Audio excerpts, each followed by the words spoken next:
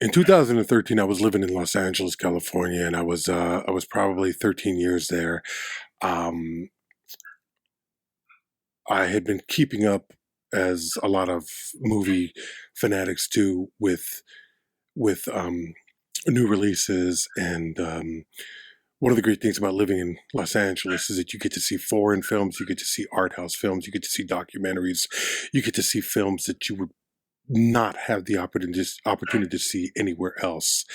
And things become available to you, and you go into a movie with this idea that you're going to see something that's either entertaining or enlightening or both. But you don't always go into it.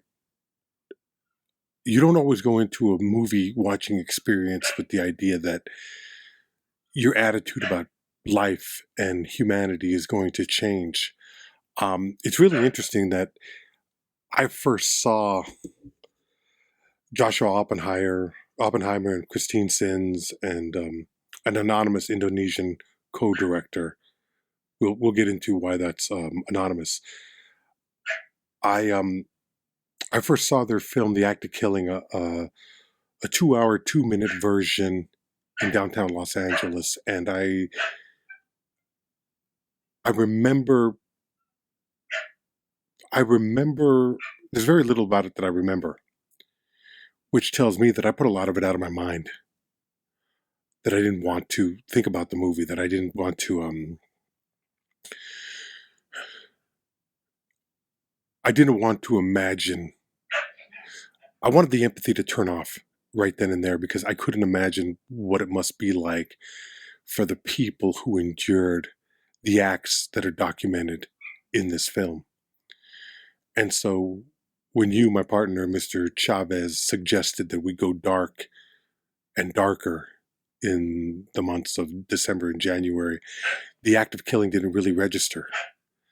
But watching it last night in a 160-minute version, a 2-hour and 40-minute director's cut,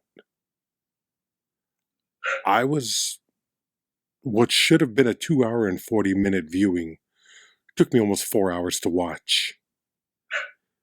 Because, and this is the first time this has ever happened to me, I had to continually stop watching the movie and just walk away for a little bit and give myself excuses to walk away from the viewing.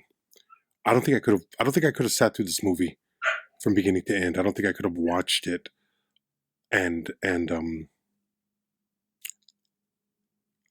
I wouldn't have been able to allow it to wash over me in the way that a regular film or documentary or any kind of movie would.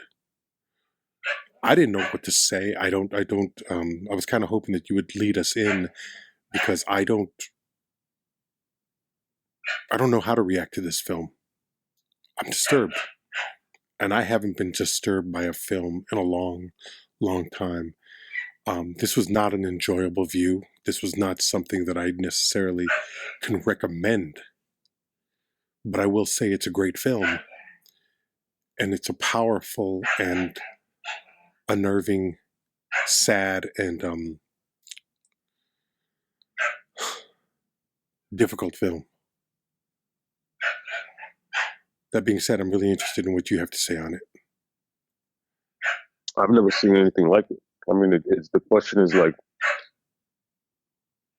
what happens when a film director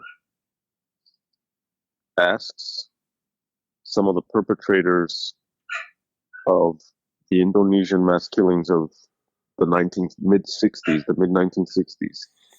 The director asks some of these perpetrators to dramatize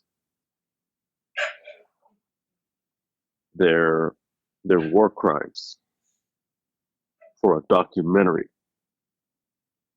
This is what you get. You get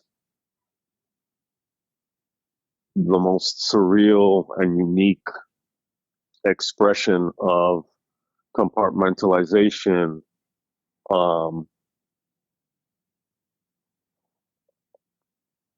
war crimes not reenacted but dramatized, and we'll get into those differences. And it's an important distinction because it's a Image, cinematic distinction. Yeah. yeah. I mean, we're there, so might as well. The distinction is, it's not just these people willingly saying, "Okay, I'll show you what I did." That's one thing. The thing that even prompts the film to begin with is the fact that these people are, for the most part, unrepentant. Yeah. They brag about it. Yeah. They show off. It adds to their cred, and they were the victors, so called, in that conflict. They were the ones who performed those atrocities. So then they are like, "Yeah, I'll show you.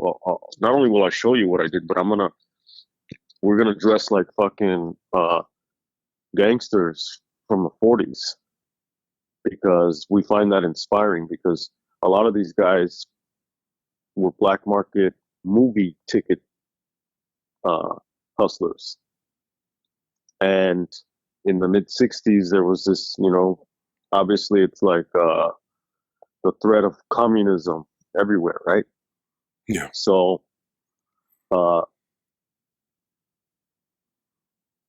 there was a military coup in Indonesia, backed by elements of the West, including the U.S.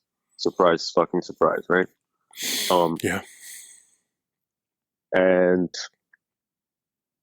the targets of these war crimes were communists and alleged communists, and you end up with, you see numbers from 500,000 to over 1 million people murdered.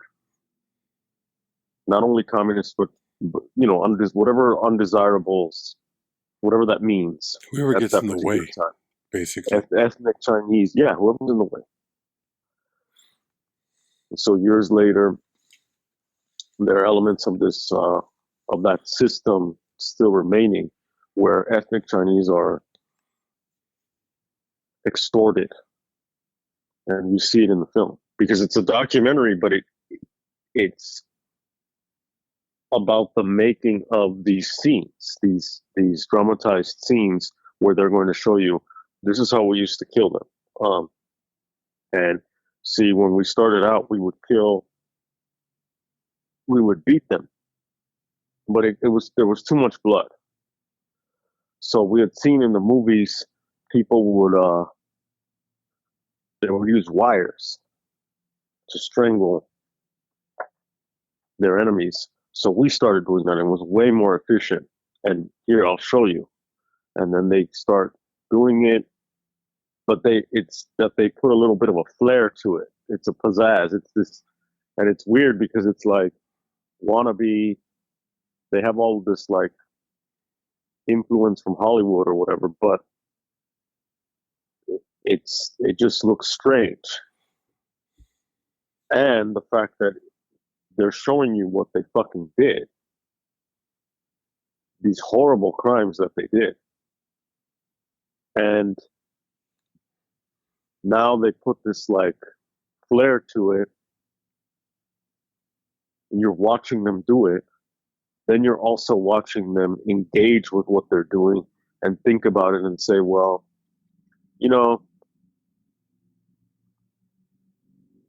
we had to do it.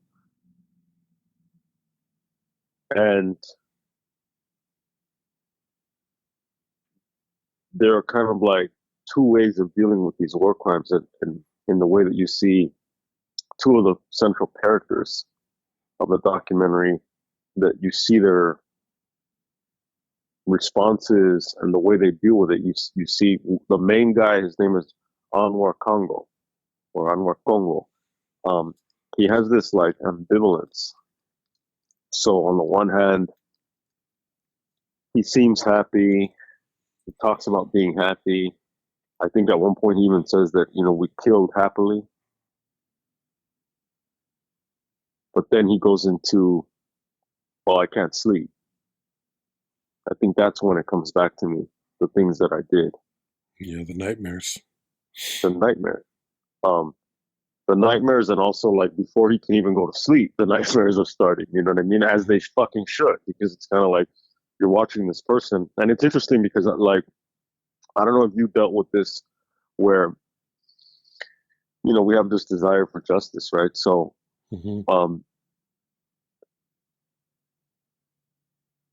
is there a point where you're watching him and he's very, very gifted at making everything about him, and not about the victims? And I don't know if there was any point where you're just like, you fucking deserve all this shit to happen to you. But it's crazy because what it struck me is just how justice and vengeance, you know what I mean? They're bedfellows, you know what I mean? And Yeah. At what point, like, does the desire for justice lead to the desire for vengeance, lead to the creation of more and more atrocities? You know what I mean? Like, currently, as we record this, there is arguably, I mean, and that's, some people can argue it. Some people say, well, you can't argue it at this point. There is a genocide happening in Gaza, right? Yeah. And if you criticize the policies and the government of Israel, oftentimes what happens is people will level attacks at you and say, well, you're being anti-Semitic, you're being this, you're being that, Israel has the right to exist.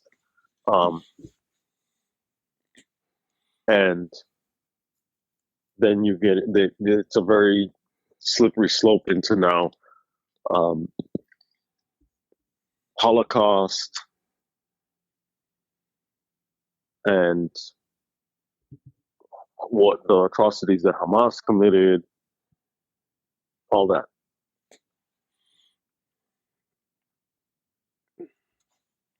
You can apply it to something like that, where it's like, well, atrocities committed, then you go forward in history, and then there's like, now people are now committing atrocities. Yes, does Israel have a right to exist? Okay. Does this other group have a right to exist? Or should their land be wiped out, right? And then those are, I'm not getting into the details of that. I'm just using it as an example of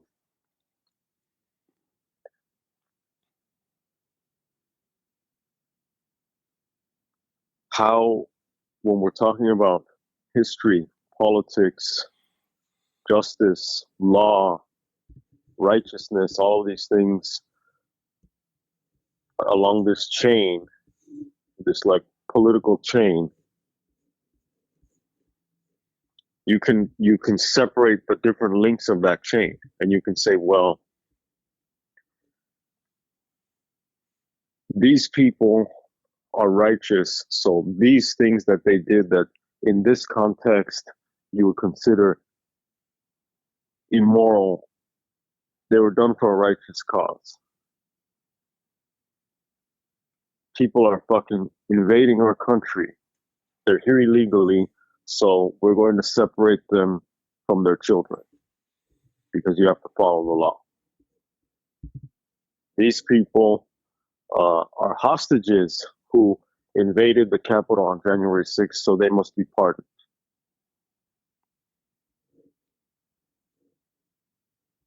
This film is all about that logic and the lack of logic, and how the lack of logic is intertwined with logic, because you have people talking about and dramatizing happily killing. When Anwar Congo sees one of his scenes where he's showing how people would be strangled with wire, He says, I shouldn't have worn white. I shouldn't have worn white pants. I fucked up. I fucked up because you wouldn't have worn white pants when you killed people because, they're white pants. So, bad yeah, taste. Yeah. and it bothers him. It bothers him that he wore white pants when he showed how it was that he killed people on that fucking roof, on that rooftop, like that veranda looking area. Another figure in the film has a much more so-called like realist view of it, where he's like, he has no remorse, but he also will point to the fact that you have to find the right justification for yourself in order to not have remorse. You have to find it. And once you find it, you have to stick to it. So he's aware, I mean, as if it works that way. I don't know that it does, but he's aware for his own, according to him, his own process. He's aware that he has to basically fool himself. And he's telling you, this is what you have to do.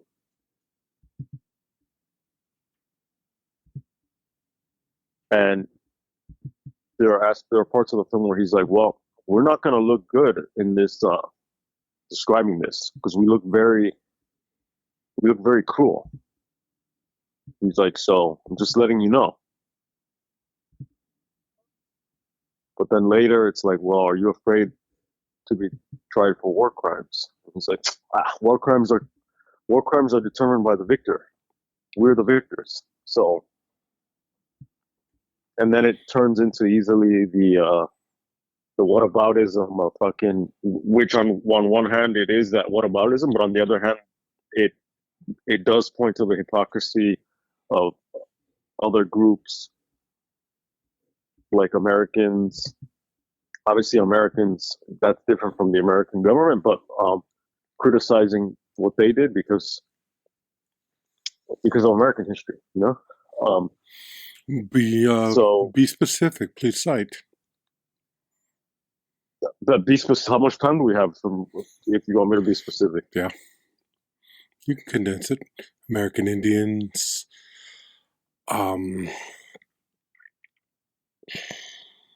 Yeah. everything. Fuck. Yeah. I mean,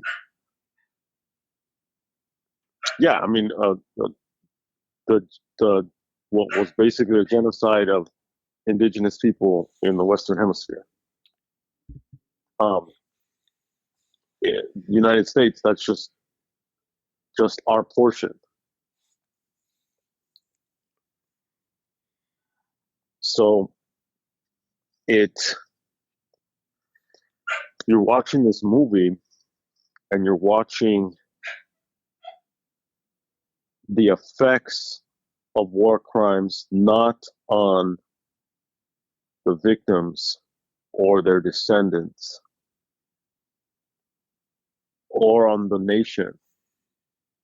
You're watching the effects on, I mean, to a certain extent it is the nation, but you're watching the effects on the people who participated in the war crimes themselves. And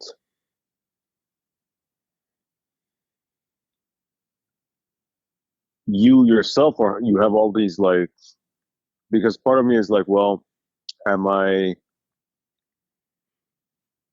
when I see Anwar, the main character, or he's a real person, but the main figure in the film. Well, the focus. When I see him, the focus, the main focus. The guy that. When I see him struggle, when he does have moments of remorse, do I try or just automatically do what he was unable to do with his victims, which is to have some form of empathy towards them? And I feel like on some level I want to, but I mean, obviously it makes it very, very fucking difficult when, as you get further into the film, you see him coming more and more to terms with what he's doing. And at one point, he brings his grandkids, these like twins. I don't know if they're twins or they're just brothers who look very similar, Mm-hmm. to watch this scene, because it's important for them to see this. And just a few scenes earlier, um, he's he's telling one of these boys to be gentle with this chicken because, but like, don't hurt the chicken. You know, Yeah. like You be broke its gentle with leg. it. You broke its Yeah, leg, and you bro, need to yeah, nurse it, and you yeah, need to be kind to it. It's a weird kind of parallel. Um, yeah. it's just there's so many. What the film does, and I think is the most troubling about it, is that it really shines a light, and it really does shine a light on the complexities of human behavior, human decency, paralleled with the evil that we are capable of. I don't think anybody would be able to argue that these men are evil and that they deserve um, whatever retribution could come upon them. And one of the more troubling things about this narrative is that nothing ever happens to these men. As far as I know, there is no tribunal like the one unapologetic um, participant says. We are the victors. We decide who the war crimes are committed by. And you could say that about America. You can say that about any country. And there's a reason that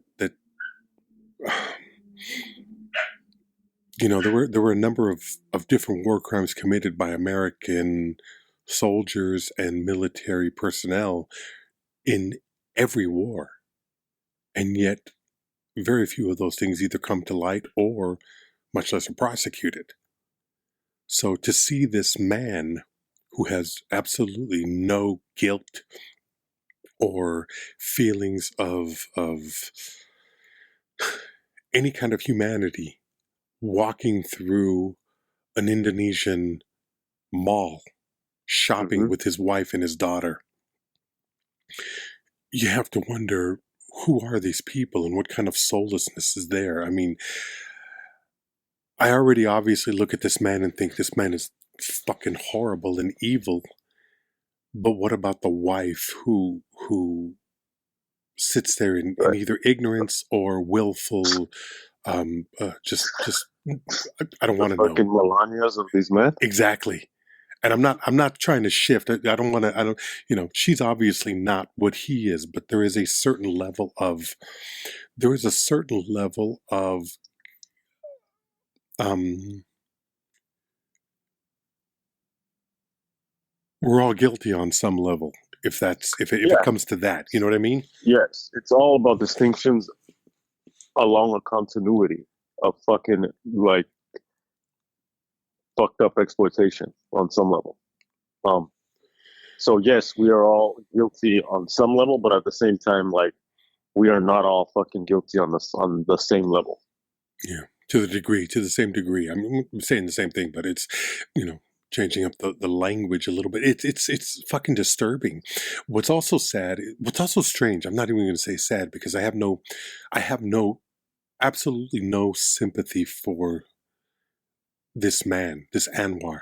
I have no sympathy whatsoever. I think he's an evil human Mhm. being, and I'm glad that he suffers from the nightmares. I hope he Right. suffers because obviously he's not going to be prosecuted. Obviously he's not going to go to prison or be punished in any way. So if he has to live in a prison of his own mind and his own psyche, sadly that's the best that we as human beings can hope for with him. And it's a testament to how as we get further into this episode, we're going to start bringing it back to the good old United States on how there is no such thing as karma, there is no retribution. People don't pay for their sins, and a lot of people just move on as if nothing ever happened. But not even just that nothing ever happened; that they had every right to commit the atrocities that were committed. And I know there's a lot of people out there. I mean, by this point, after 10 fucking years of listening to this show, you have a pretty good understanding of our politics. So I doubt it very seriously if anybody is in here supporting the current administration, Donald, his whole fucking family, and the Republican parties, which, as far as I'm concerned, are a bunch of fucking weak stick pussies who don't know, who have no compassion for human beings, but also the Democrats who have allowed this shit to happen. We're going to get into all of that. I mean, might as well open that door now. Well, we might as well. And relate it back to the film. But then there's a part of me that also believes that that is the most egotistical American bullshit that you can imagine, that it has to come back to us.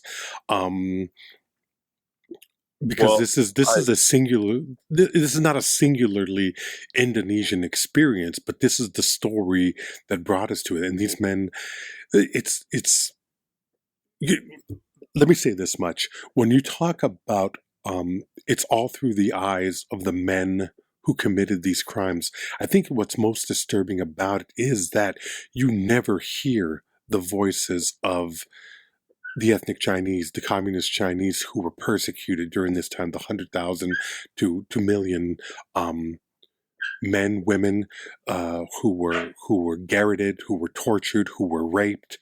You never hear their voices, and I think that's the best choice for this movie, because sometimes what's necessary is, there's an old saying, people will tell you who they are. Mm-hmm. If you let them talk long enough, and you don't even have to let these fuckers talk long enough, they're willfully admitting it. There's a point where they're reenacting the sacking of a village. Yeah. And these fucking degenerate scumbags are lying there talking about how they would rape the women, and when you found a 14-year-old, and the look of I don't even know how to describe it. Just reminiscing on the good old days, on the days when they had, to tell a 14-year-old girl, this is going to be hell on earth for you, but it's going to be heaven for me. He actually says that. Yeah. And I had to turn it off at that moment. There were moments, and I turned the fucking movie off, and I had to go outside. I had to walk the dog a little bit. I had to check something stupid on Instagram just to get my. I wasn't teary-eyed. I wasn't shocked, but I don't know if you're like me, where you embrace the cynicism, and you think you've seen it all, and you know shit exists, but to be face to face with it, to see these people brag and embrace their inhumanity. It's it made it, like I said, it took me 4 hours to watch a 2.5 hour long movie. Yeah, it's fucked up. It's bizarre, to say the least. Yeah. Bizarre I mean, you said a lot there. So, I mean, the silenced voices are the loudest. You know what I mean? Like the closest you get to hearing from. Oh, tell the story, please. Yes. Is you see them getting extorted. Yeah. You see that, and that's not a dramatization. That's just the documentary camera pointed at them. But then you hear one guy's talking about how his stepfather, is this the one that you're thinking of? That's the one I was thinking of, yeah.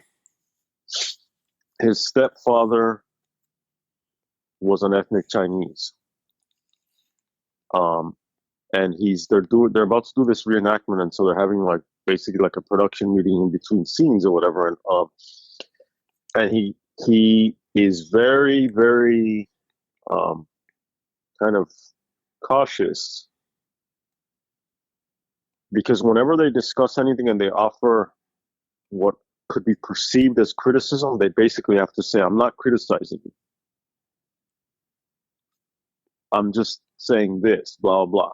Yeah. So he goes into how his his stepfather was murdered. He was taken from them, um, and they had to go and retrieve his body and bury him by the side of the road, and then they moved.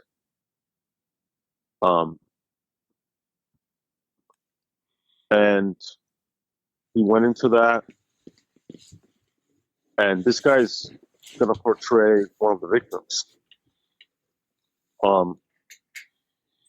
And they're just kind of like smoking, and they're just kind of like just looking at him, like not like nothing. They're just looking at him, Yeah. and then it's in that conversation where the other guy says, "We need to be aware of how this is going to affect our image." And then there was a journalist there, and his boss was one of the people who would interrogate these so-called communists, whatever they were. And this is a separate story, but I'm going to connect it back. The boss, the top journalist guy was like, or the editor, the owner of the newspaper / editor was like, well, we would just, I would ask them questions, and then we would just change their answers to make them seem guilty, and then they would just take them away and they would kill them.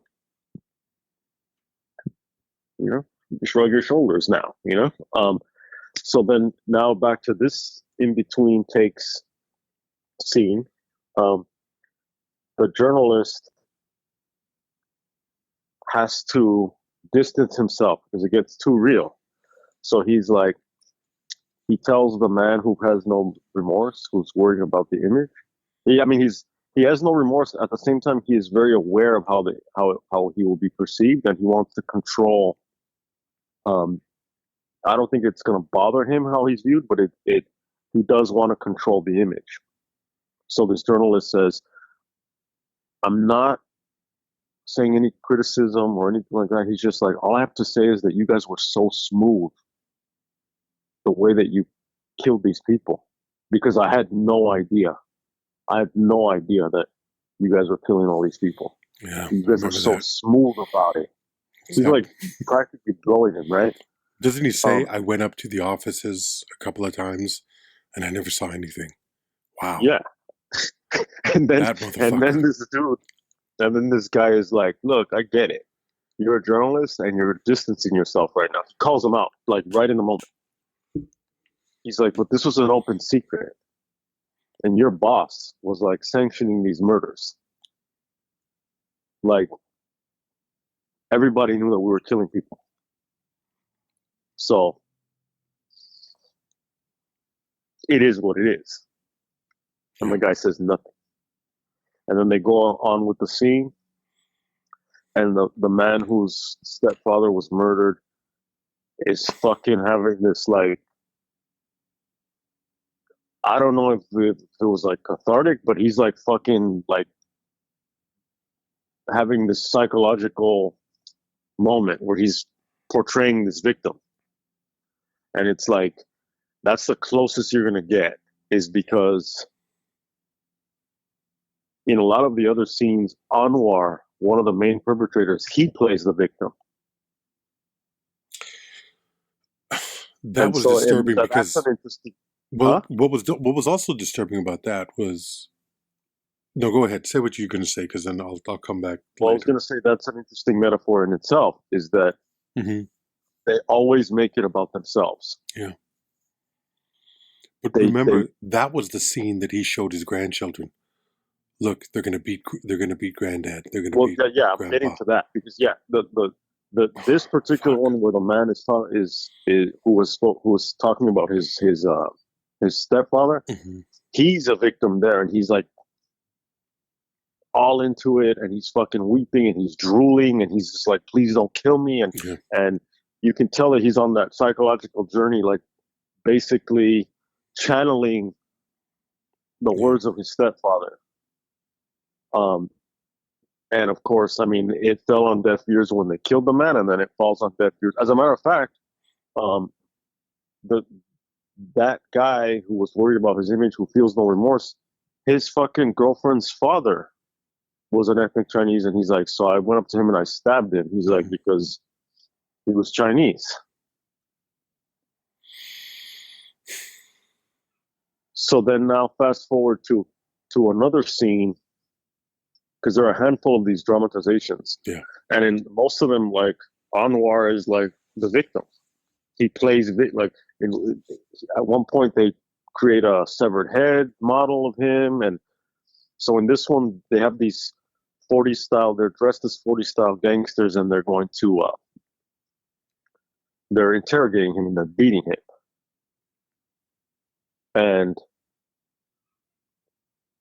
it's on that set. It might have been a different scene, but it's part of that series of scenes. Certain parts of Indonesia are Hindu practicing. There's Islam. Most Muslims in the world, population like per capita, are in Indonesia.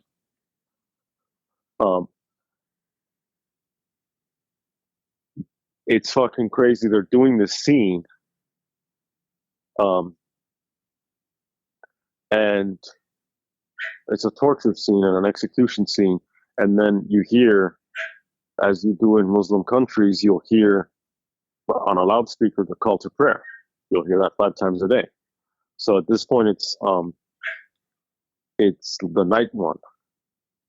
And so you hear the call to prayer, so they have to stop, because it's the call to prayer is going to be in the take, in the audio, if they don't stop. So they take a break to fucking smoke and hang out, because and so to see that, and it's like, with the gangster ideal that they have, which they associate with, they keep saying in the film, gangster just means free man. And I had to look it up because I wanted to understand, like, the etymology, so I could see, like, how is it that they're using this to push this fucking spin on this term. And it comes from a Dutch word. The word that they use is fremen, and it comes from a Dutch word that means, it's their version of a Dutch word that means free man, but it was kind of like this, like, gangster for hire type of thing. Yeah. And so the military created these paramilitary groups using gangsters to act out these crimes. And one of the groups is this, it's called, I think, the Panasila Youth. And it's these, you would have warlords and these paramilitary groups that would terrorize these people. Now, back to that scene where he's getting beaten, that's the one where he decides, I want to show my grandkids this scene. And at a certain point, they leave. And he's watching it, and you're watching him watch the scene of himself dramatized as a victim. And he's like, fuck, like, is this what they felt before I killed them? It's like this, like, aha moment to him. Fucking decades later, right? He's like, is that how they felt? Fuck. He's like, because I feel so powerless, and I feel so, like I have no hope, and blah, blah, blah. And then the director tells him, it's very important. That's the only time you hear the director's voice in the movie, as far as I know. It's the only time. Is it? I don't remember hearing the voice. He's the only person outside of these men speaking of their acts. It's the only time, because this is not an Earl Morris type of thing where there's no Interrotron where he's speaking into the camera as if he's speaking to Morris. This is, they are telling their stories without being, or at least without looking as if it's prompted. It's like, turn the camera on, camera's on, tell me what you did. And they just pour it out. They're not being questioned. They're just telling it with such pride and such feelings of national patriotism that it's a lot of them just feel like it was the right thing to do. So Well, there's but that moment, yeah. it's national patriotism, but there's also like a thug life Hmm. aspect to it Oh, too, absolutely, because yeah. there's this kind of like we're gangsters, um, we do what the fuck we want. We go where When we it's want, we convenient, get what we they have want, that yeah. image of like, oh, we're just cowboys. We're fucking we used to love Marlon Brando and fucking Pacino like and John Wayne. yeah. One guy even says, I look like Pacino. Remember that? Did you see that? Some crazy shit. Motherfuckers are nuts. And then Yeah. they do one of their reenactments dressed as cowboys. Oh yeah. So they dress up as, or at least Indonesian cowboys with these weird looks. And then there was a scene with a pink hat. Wasn't there a pink hat in something? Yeah. Yeah. I mean, Fucking, yeah, and, oh my and God.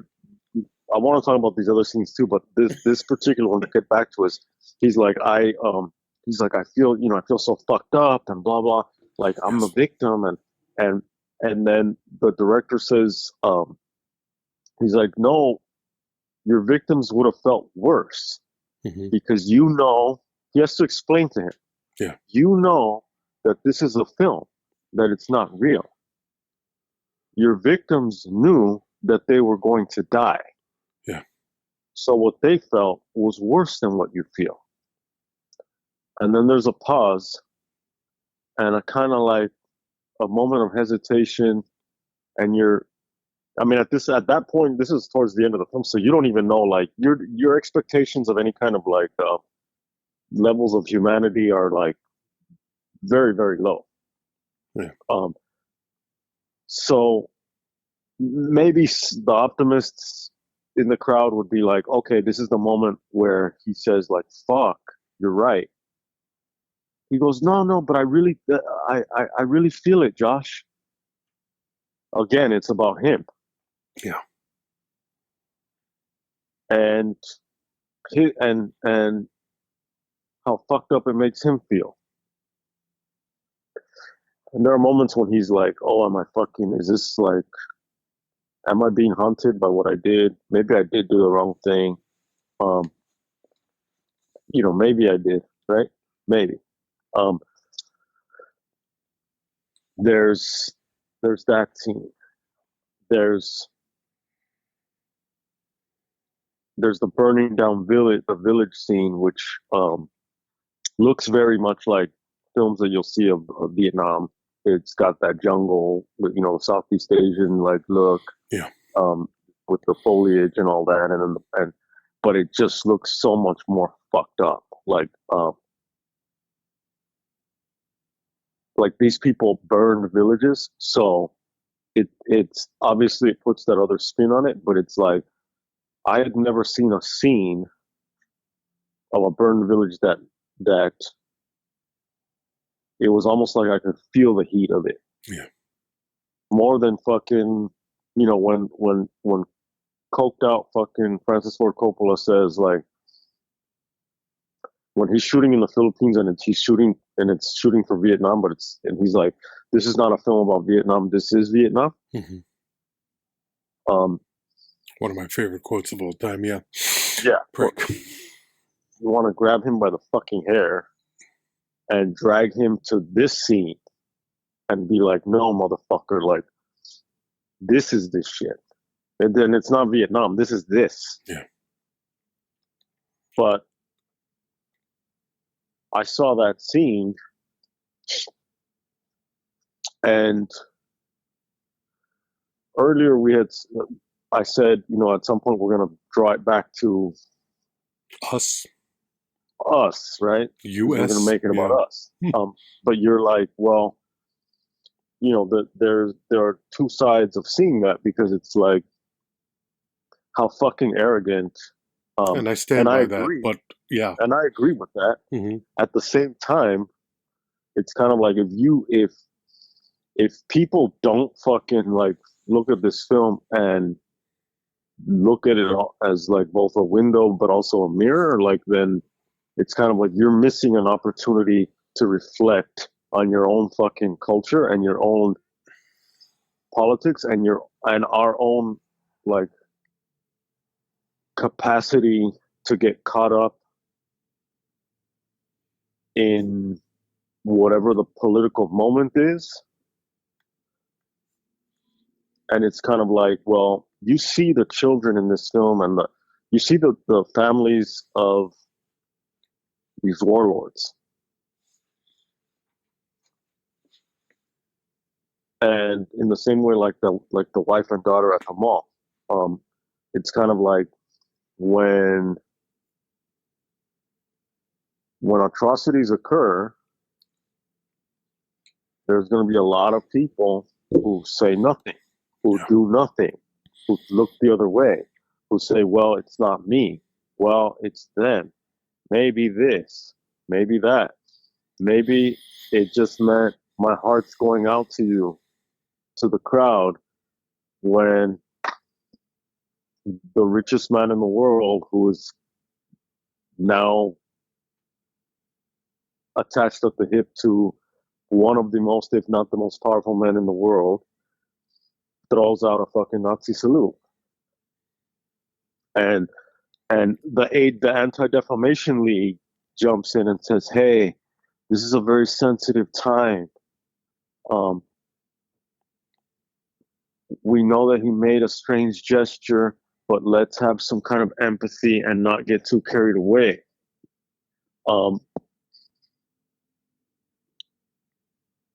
When for less, the Anti-Defamation League has fucking jumped on people, and sometimes I think not reasonably so, and sometimes definitely reasonably so. But it's like, interesting. So it's like burning down a village somewhere else reminds me of fucking like the willingness of people here to, and anywhere, to fucking just go with it, to go with that fucking wave. And obviously, like, people who speak out against shit get punished. The nail that sticks out gets hammered in, right? Yeah. The people in the media are already capitulating to fucking like this new regime. And especially the strongest, most powerful fucking technocrats are sitting behind. Yeah. You know what I mean? So it's I don't think it's an exaggeration to, even though obviously, like, I'm not creating a false, like, I'm not trying to create a false equivalence where I'm saying, well, this atrocity versus the atrocities that, you know, that's another one. It's like, I don't remember what that rule is, but it's like, oh, any kind of discussion ultimately leads to someone being called Hitler, right? Yeah. Or you have someone like a Piers Morgan piece of shit that's going to be like grifting, saying, well, oh, if you criticize Donald Trump, you're just calling him Hitler, and that's not fair because he's not Hitler, and obviously he is not Hitler. But it's like, oh, I'm sorry, J.D. Vance fucking called him Hitler. Okay. But these types of films are about more than just the people who pulled the trigger or who wielding the fucking those who were wielding the swords, or those who were fucking lighting the fires, or you know, there are definitely fucking the little Eichmanns, the collaborators, the people who were, oh, we were just doing our job. Hey, Hugo Boss, we just designed the uniforms. You know what I mean? No, you're right. What the fuck? You know, like, what do you want from me? So it's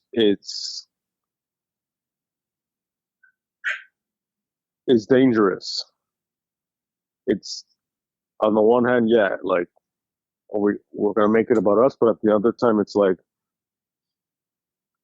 we can't pretend that it can't happen here.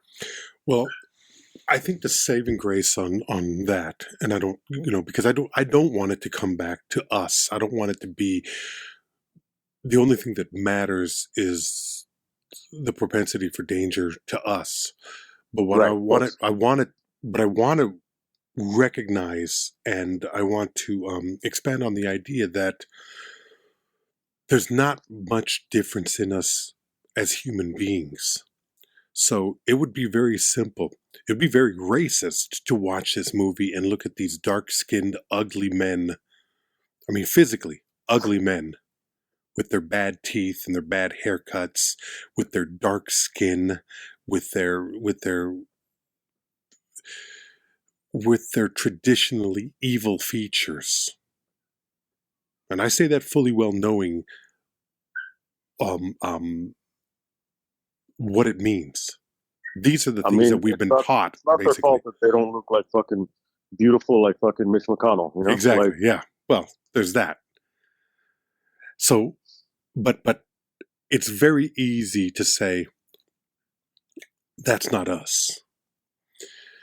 But if you look at the Proud Boys, if you look at the Ku Klux Klan, the Aryan Nation, if you look at any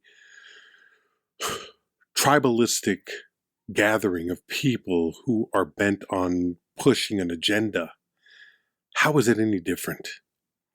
And as I watched this movie, what I saw was this level of human selfishness and our ability as a species to not give a fuck about anybody that is outside of our tribe. So of course. And I don't even know if they were ethnic Muslims or Hindu. You said a lot of different groups there. Yeah. All I know is that they were going against Chinese communists. And I think what's interesting there is also there's a part of you, especially my generation growing up, hearing of the atrocities of communist China. The painting of, and I'm not a bleeding heart for communism. What I'm saying is, you have to filter through the attitudes that have been taught to you and have been plastered on your psyche. I grew up in an era where we were told that we were going to be bombed to death, that nuclear war was always around the corner, that it was always a possibility. I don't know if it wasn't as extreme as the Bay of Pigs, but I think it was more constant. You know what I mean? But it was like every day was Gorbachev and Reagan. It was Germany. It was West Germany. It was all of this coming down on us, and or East Germany, I guess. It was just this idea that we would never get away from the threat of communism. They were evil and godless, and we were good. But empathy plays a big role in adulthood and growing up for those of us who embrace it, and the understanding that it's all manipulation. So when I see these fucking crazy rallies with these men in red and black, or I don't even know what color, reddish, oranges, and black fatigues, and they're chanting, and they're basically praying to their agenda. And I don't know if the version you saw where they're on TV, they're on a local, did you see this where they're on a local television show? Did you see the director's cut, or what did you see? No, I saw the regular. Okay, I didn't so see the director's that's cut. kind of what I was afraid of, because I had the director's cut and I watched it, and I've seen both, but I don't remember it's like 40 minutes, and 40 minutes is a significant amount of extra footage. Like this. Yeah. But I can't be sure what you saw and versus what I saw. We saw the same film, but we saw a different film. the their version of their Fox News Hmm. fucking anchor was like, yeah, I mean, and you killed these people, but like they were communists, right? Yeah. So it's like Basically, that was the that was the justification. It's yeah, okay. It's all right if you do that. And I mean, yeah. how is that? How is that different from here, where it's just like turn those people away, send them? I was listening to NPR, I think 2 days ago, which already you're gonna get hit with oh, that liberal bullshit. But there was a woman who was talking about um, losing her losing her opportunity to plead her case as a political prisoner, as an immigrant, as somebody who was struggling to get to this country. And she was talking about the struggle to get here and the violence and the rapes that she was forced to Bro, endure. And now she's going to be sent back. And I'm just sitting there like, I don't believe we should have open borders, but there has to be some kind of an understanding. And that's the idea. Like the Republicans want us to believe that, oh, the border is just open and whoever wants to flow in flows in, and that's not the case. And it's never been the of case. course, they want us to believe that, Yeah, but and they're it's like, also going to steal your job. Like, there's that part. yeah, They're going to steal your job.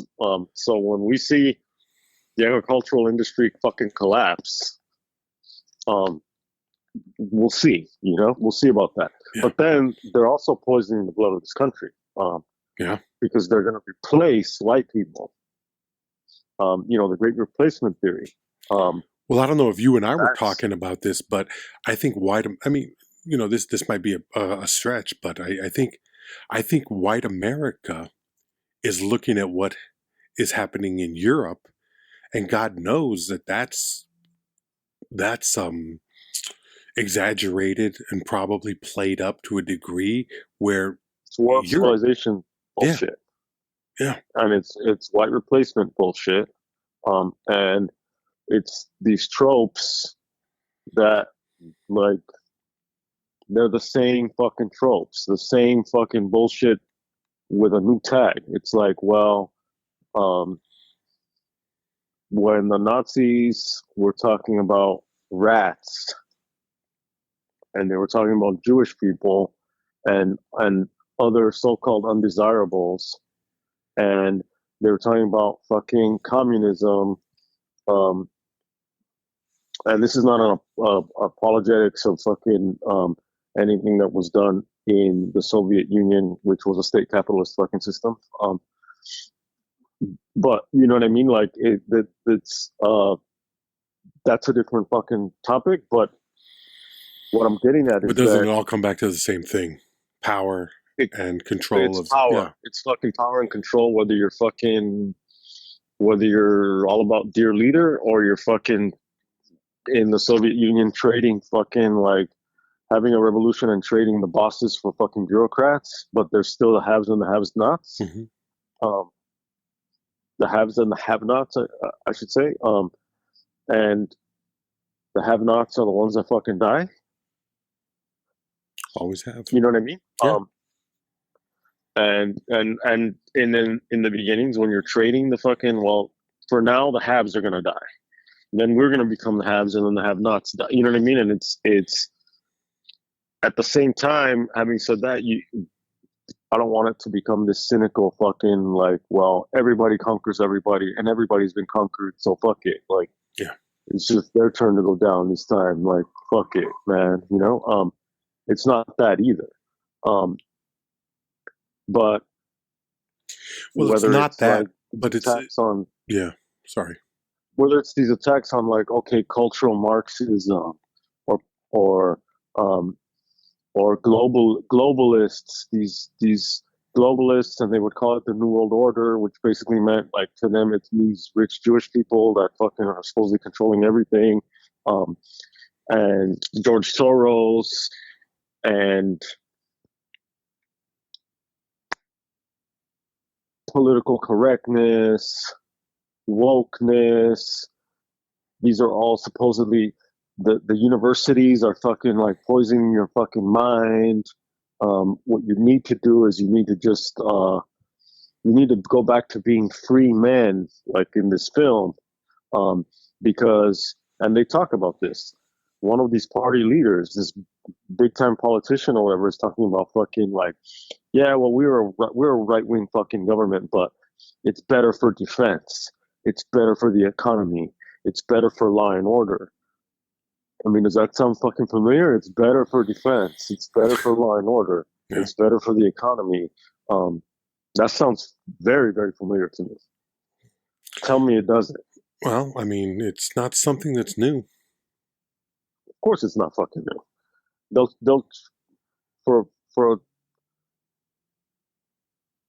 20 years or so. It was after 9/11. It was like, all right, the Muslims, and then and it's gonna get worse. It's gonna get worse because of all this shit that we're seeing with the fucking climate, Yeah. where it's fucking snowing in fucking in it's snowing on the shores of the Gulf of America right now. Or as I saw on Instagram the other day, the Gulf of Fragile Masculinity. Um, it's fucking like it doesn't snow in fucking. I was showing Leslie the other day. I was like, "Look at fucking New Orleans," and she's like, "What the fuck?" Like shit's gonna get crazier, and in the hottest parts of the world, which are where you have the fucking darkest people, those people are not gonna be able to live in those places, and they're gonna have to leave those places. And where the fuck are they gonna go? And what the fuck is gonna happen then? That's right. When it's like, not here. We're not gonna lose our European civilization to these blackies, But desperate people commit desperate acts. Not only that, I mean, a lot of the times But I'm also saying the desperate people here. Yes, right. I mean, it's both sides. Sure. It's fucking. I mean, desperate because you're looking for fucking to get out of these conditions. Yeah. But a lot of times the U.S. Well, wait a minute. You're looking to get out of those conditions that the U.S. has fostered helped to create, and helped to create. But you're also, on the flip side, desperate to maintain your security, safety, sovereignty, all of that. American people are going to reach the point where, and they already have reached the point, but it's going to become a serious issue of, fuck you, this is mine, and I'm going to kill you to protect it. And you're seeing it. You've seen it happen. A black man goes jogging in a neighborhood. 2 white rednecks chase him down in a truck and kill him. What the fuck is that? That's this. Free men. Yeah. And that's one instance, and you could say that doesn't happen that often. It happened, and we're reaching a point with the government that we have right now where it's being not necessarily outwardly encouraged, but easily forgiven. 1,500 Capitol rioters. But the Capitol insurrectionists, they're pardoned. Yeah. And you're going to say those are two different things. Hey, everything, it's all in the same playbook. That's my attitude. I'm sorry. That's I look at a world. I was talking to my mom and dad about this. I was like, when I was growing up, we were taught about something called checks and balances, where there were 3 different branches of government, and they were all designed to keep an eye out on each other. What the fuck happened? It never even came into play. If checks and balances had actually worked, we would not have had him as a candidate, and we would not be where we're at right now. They would have at least protected the status quo, and they didn't do that. So it leads me to believe that this is, and I don't want to be a conspiracy theorist, but the wealth of the handful of people out there that control it is pushing towards an oligarchy that we will all have to submit to. And then now we go into our Alex Jones FEMA camp. They're taking it down, whatever the fuck he used to talk about. Like, it's, and you see it in this film, is Yeah. that like the the the people who are committing the atrocities are also controlling the narrative. And so what they'll do is they'll flip it so that it's, and this is very 1984. They'll flip it so that the people who they are victimizing are actually the perpetrators. Yeah. So it's like, oh, the communists were the cruel ones. They were cruel. So we basically had to kill them. They were the cruel ones. So, it turns it into flipping it back here. It's like, well, no, don't. How dare you fucking call us fascists? No, the woke, some fucking trans kid, one fucking kid in whatever town that they live in that fucking is like bullied as fuck. That person is a fascist because how dare they tell you what to call them? There's so many. Yeah. Some trans girl on some soccer team in fucking Fresno is a fucking fascist. But the marriage of corporate wealth with fucking power, with political power, that's just MAGA. That's just making America great again. But hasn't that always been the case of giving a common enemy so that we don't pay attention to it's sleight of hand. Of course. It's get your attention and over here so that the left hand. Yeah. No. The sleight of hand is fucking that the bloody postmodernists fucking changed their language and blah blah blah blah. So pay attention to this and clean your room. And if I say this, I'm gonna be canceled. But I'm gonna be canceled every fucking day, and every book I sell, I'm gonna be canceled. And every Joe Rogan episode I go on, podcast, I'm gonna be canceled. But we're all gonna talk about this all fucking day long, as supposedly we're getting canceled, and we're gonna rake in the dough. That's not the sleight of hand. I'm telling you what's the sleight of hand. And in this documentary, it's like that fucking talk show. That lady's like, it's funny because behind the scenes, you see them in the fucking control room. Yeah. And the fucking people in the control room are like, what the fuck? Like, because, and it's crazy too, because then it makes you wonder how much of a distance is there between like the average person just going back and forth to work. Like we have a friend in Indonesia. Yeah. A friend of ours is in Indonesia and went there, and like struggling actor from here goes over there and managed to become an influencer.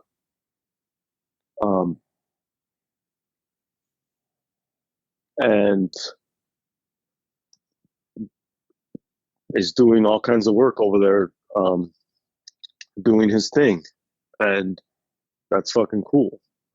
But I'm curious. I didn't get a chance to talk to him or message him before this, but my original question before I went into that was like, what's the distance that, like, how much is this on someone's mind that obviously people are not going to be fucking thinking about it 24/7, but the fact that that these people are still operating, and they're still operating with the blessing of the government. Because the people in the control room on that TV program are like, how the fuck can this guy live with himself, having killed so many people? And so it's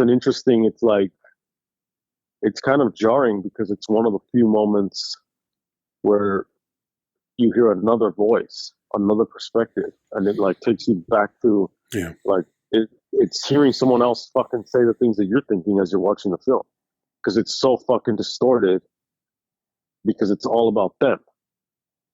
And I wonder, yeah, I do wonder what were those differences between the director's cut and the. I mean, there's a scene. There's one scene where Herman is like kind of like the sidekick of Anwar, and he's the one who they constantly have him like in drag. Yeah, he looks like a fat divine. Well, he looks like an Indonesian divine. It's crazy. At one point, he's in drag, and he's feeding the head. What is the decapitated head of Anwar, and he's feeding him like liver. And supposedly the liver, according to him, is rotten. And he's eating it, but then he's like jokingly, teasingly fucking force feeding it to Anwar, who's fucking retching. Yeah. And there's blood all over his mouth, and this dude Herman, who ran for like Congress or whatever he ran for and didn't Parliament. make it. The Parliament of there. Parliament. They're just eating it, and it's just this interesting metaphor. Wait a minute. But then go ahead. I'm sorry. I said it's an interesting metaphor, and then there's another scene. No. Wait a minute. You only saw him feed him the liver? Yeah. Oh my God. What else was there? He fed him a severed penis. Oh yeah, no, I didn't. His penis, yeah. And he's feeding like the head, like I guess they buried him. In a mound. In a mound, yeah, and Herman is feeding him, and he feeds him the liver, but then he tells him, "Here, I have your severed penis," and he forces him to eat that. It's very strange. It's both disturbing, but it's also just this weird kind of there's something about the culture of, and I'm not saying Indonesian culture, I'm talking about the culture of murderers, which is I don't know how you would study the psychology of it, because you would just be listening to what they have to say, and everything is lies anyway. But in the lie is the truth of their thinking. So in their world, except for Anwar, who years later has regrets, none of these men seem to be bothered by their actions. They revel in it, and they long, as old men, they long for the youth of being able to, the bloodthirst of killing and the sexual gratification of rape. Yeah, I'm just, I had to get that in. Where were you going to go with it? I'm sorry. Well, there's a scene, and you don't really get context, which, like, in this type of film, I don't mind, because it's just it adds has that to it. surreal aspect where there's so much of the unconscious coming up. You know, that would bother me in any other film, but in this film, it really it adds to the pain of watching it.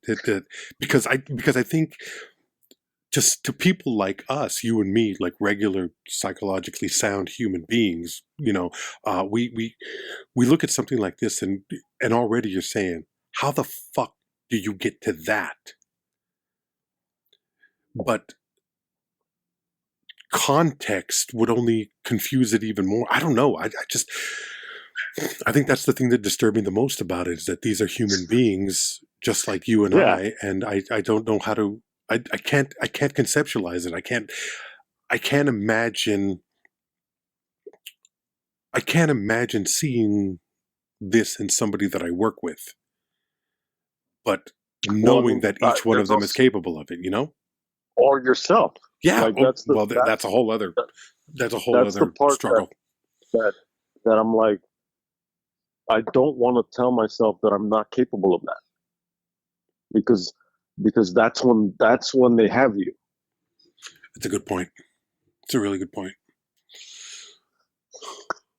And I see this strange beauty in some of these scenes. Like, there's a scene where Herman is in drag again Yeah. in this pink like outfit, and there are these women coming out of this like structure that's in the shape of a fish. Yeah, it's an old fish restaurant that was shut down. And it's very it's very short. I don't know if there's an extended version in. They go back to it more often. They go back to it. It's just it's just shots for. Then there's a scene in front of a waterfall.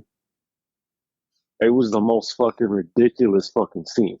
Yeah. And it looks, the colors are very vibrant. And there are like women dancing, and there's fucking Anwar, like, he's there kind of like swaying in front of the, with his back to the waterfall, and it looks all beautiful and fucking like, very vibrant colors, pinks, blues, greens. And then this man comes and he puts a medal, like a big fucking Olympic looking fucking medal around Anwar's neck. He hangs it around his neck and he says, "Thank you, Anwar. Thank you for executing me and for sending me to heaven. Yeah. Thank you for everything." And Anwar just has his arms outstretched and he's just swaying. And it's just like, supposedly, like, I mean, visually you're like, okay, there's a beauty there. And they're creating this thing because they're the ones that are designing these scenes.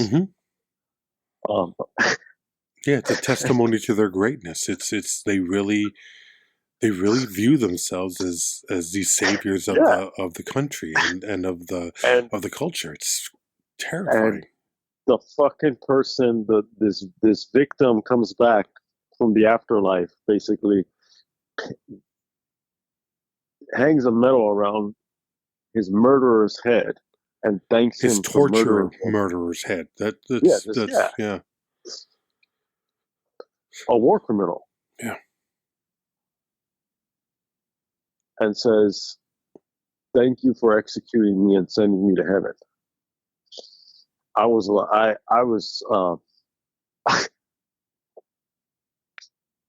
wide-eyed, doesn't fucking you know, like all of that. I can't say that it affected me like it affected you, because by that point I was already broken. I was already done. I had nothing left at that point. I was just like, oh, okay, yeah. I had already lost any kind of exhausted faith. All of the. It was done. Yeah. This is not an exaggeration. I'm not sitting here trying to. This fucked me up. This movie fucked me up, and I don't know how. I don't know how it didn't affect me the first time in this manner. Maybe I don't even remember it. I remember seeing it and watching the movie. I was like, okay, I remember that. I remember all this. But in some way, I blocked out the experience. Like, I remember experiencing it, but I don't remember how it affected me, which tells me it fucked me up. I mean, that's the only way I can describe it, because I don't think you could watch something like this without being challenged, without thinking something, without I don't know. You would have to see it to know what we're talking about here. You would have to come face to face with the evil of what man's potential is, and how you could convince yourself that you're doing the right thing, and it's scary. I'm glad I saw this movie, but I feel like I sacrificed a little something. I think movies like this change you. There's a part of me that says this is what a movie should be, but then there's a part of me that says I'm glad there are not more movies like this, because I don't know if I could take it. Maybe I'm being overly dramatic. I don't know. I just. If you feel like it changed you, or like you sacrificed something, what was it? Was it some level of like innocence that you still had? What is it that you think that was lost? I think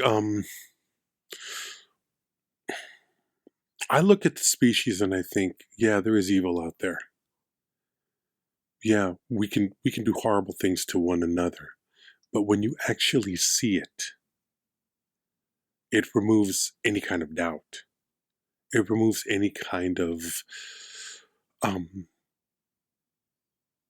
it hits you on a level where you can't, or at least for me, it hits me on a level where I can't. There's a part of me that feels like you can't hide from it. It's out there. And although it's not happening to me, I know somebody is being tortured right now. I know somebody is being unjustly punished. Um, and it disturbs me to know that we are capable of such a thing.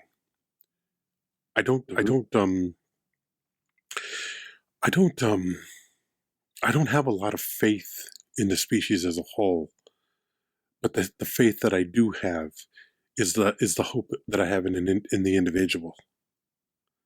And every once in a while, you get some kind of good news. We got some good news this week, but all I can deal with is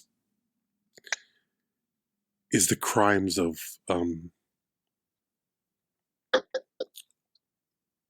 50 years ago, and how we haven't learned anything from them. And I think that's the part that it just, people talk about being positive, and I can't. Not after seeing something like this, and not after seeing 1,500 Capitol rioters go free, and you know, people on social media espousing just hatred. I And mean, people and bots. There's also fucking bots. there is that, but even that is something designed to Yes, stoke by hatred, humans. and insecurity, and to exaggerate an already fragile um, environment. And here we are diving into it. And I was never the kind of person who's like, I love my brothers and sisters. I love all mankind. No, I was just,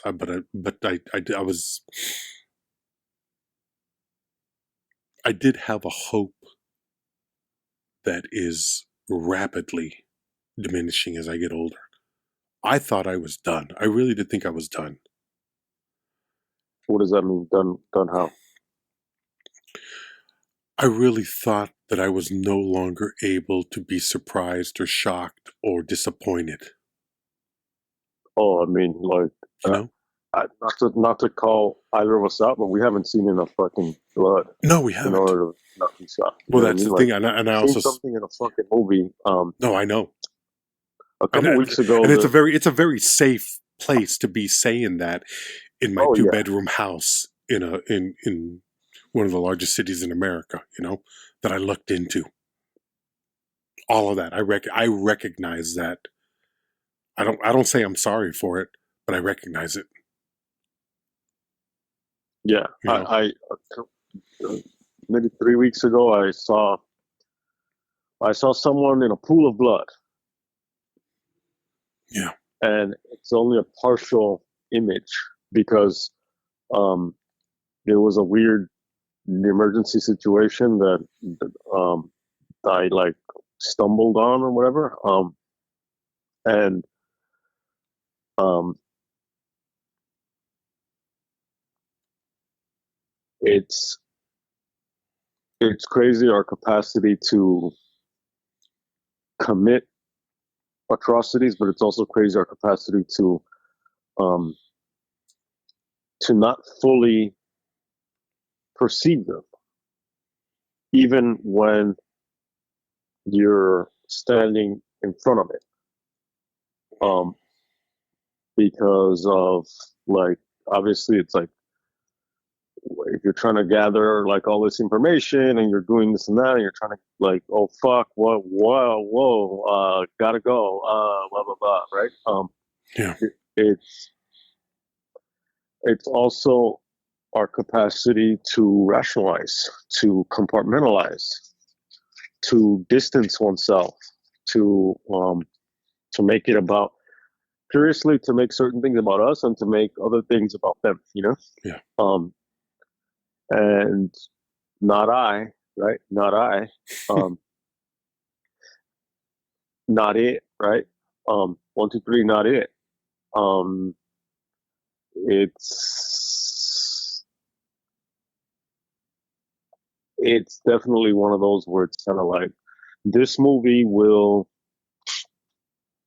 if you've seen a lot of fucked up shit in your life, um, up close, Yeah. then maybe it'll confirm what you already believe. It's obviously going to affect everyone differently, but this, as a film, first of all, as a documentary, but as a film, as a documentary that has moments of so-called creative dramatization.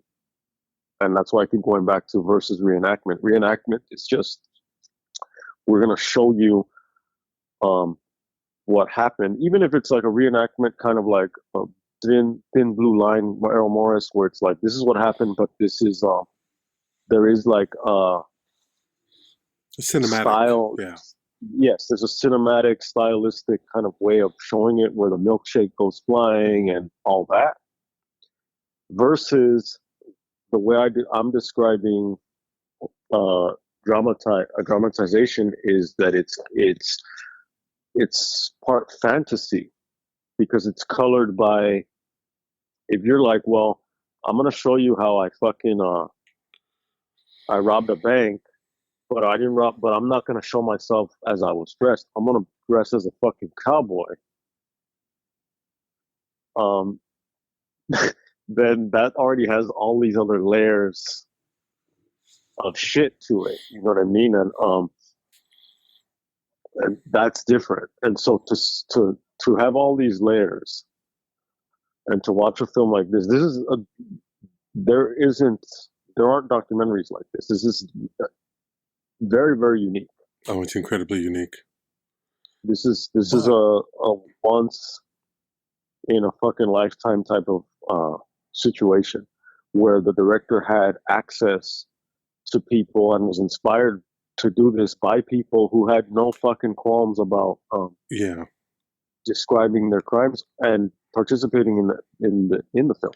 But, and let's be honest about it. How is this different from the novel Gone with the Wind? How is it different from the novel The Klansman, the subsequent picture, The Birth of a Nation? We're talking about, the beauty is watching something, the power of cinema to distort and betray the truth. I think that's, and to reveal, in distorting and it's to you do that because it's so extreme. And if you have any kind of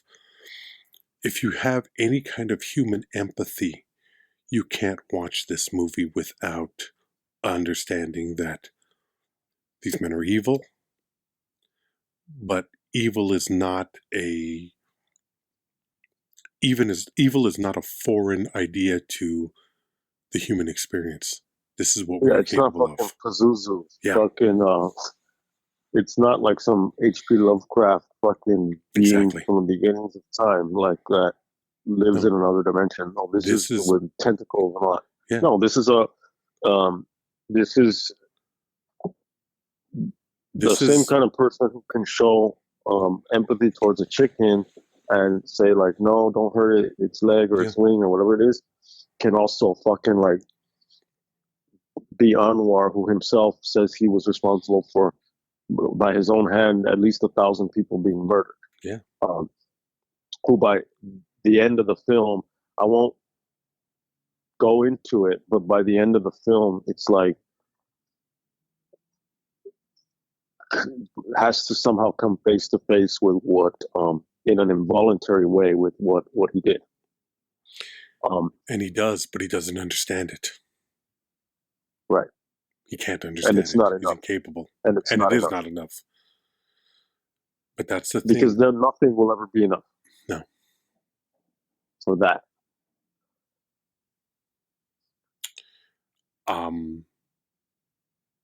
This is not an enjoyable experience. This is not something that you put on a Friday night when you have your boyfriend or your girlfriend with you. This is not something that you're going to walk away from feeling better. But there is something about being aware and getting a little bit closer to the understanding that I value. I hope that you watch this movie with the understanding of what we are capable of, because we're going into scary times, and you should be frightened. If anything, this movie shows us what the possibilities are. Do not dismiss what happens thousands of miles on the other side of the world for something that can't happen here.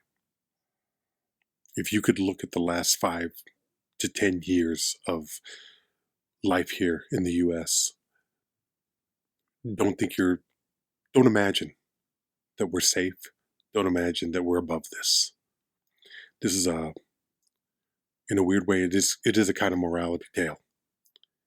And we should be taking notes.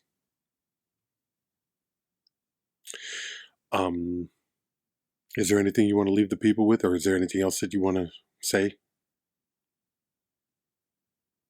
Not today. One thing I will say, and you can look back into the archives, please